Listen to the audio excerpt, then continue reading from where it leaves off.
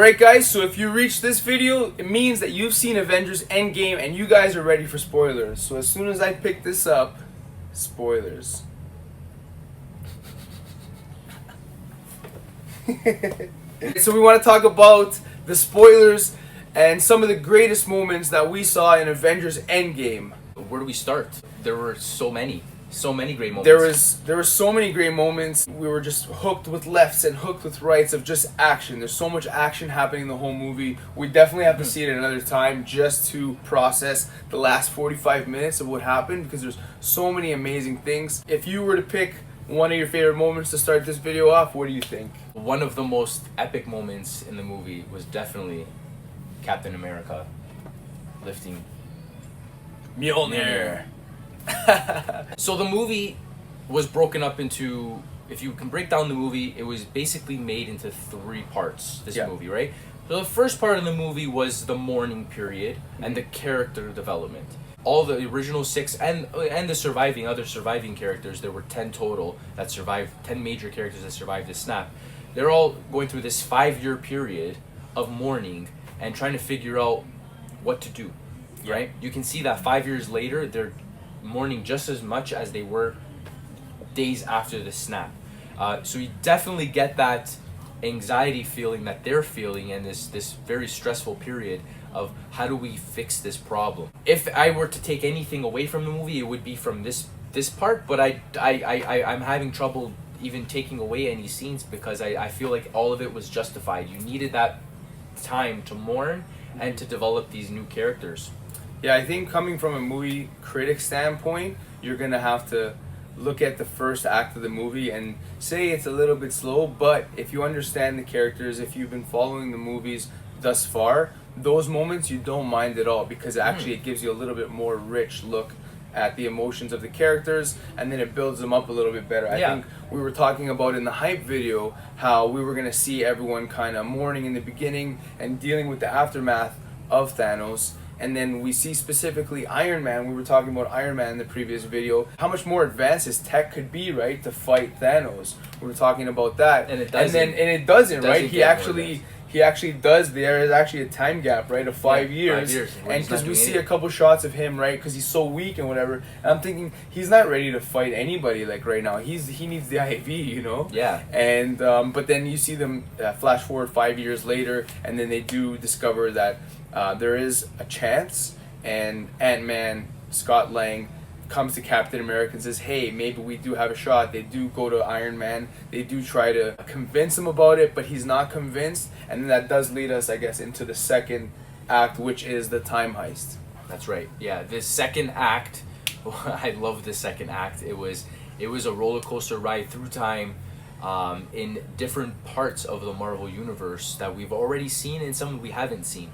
So they actually managed to show us some behind the scenes in some areas that we've already witnessed, but from different perspectives and angles, which were really cool. So like the one of when Star-Lord was on that planet grabbing the power when he was singing to the little alien, and then you kind of get the behind the scenes, right? That was cool. But then we also got some really some new fresh scenes. We also got some new fresh scenes, such as Iron Man traveling to the 1970s to take the Tesseract from Shield, because at that time it was at Shield. So those are brand new moments, and we got some great character interactions there as well. Definitely when they went to the 1970s, that was a really cool part, because we got to see Captain America seeing an older version of Peggy, not the completely older version that he saw before she died. And then we also get to see Robert Downey Jr. kind of finally saying a little bit of a goodbye to his dad. And also it was really cool because he got to talk to his dad about his kid.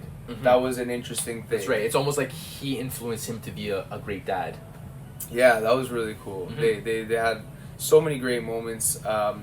There's the instant kill mode from Spider-Man. Hulk gets the Infinity Gauntlet. There's so many crazy things. Let's talk about the amazing third act. Yeah. Because the third act is where all of the action is. Amidst the perfect plan that the Avengers feel that they have, the one chance that they have, still Thanos gets word of their plan and still has a way of dealing with the Avengers. It's really crazy.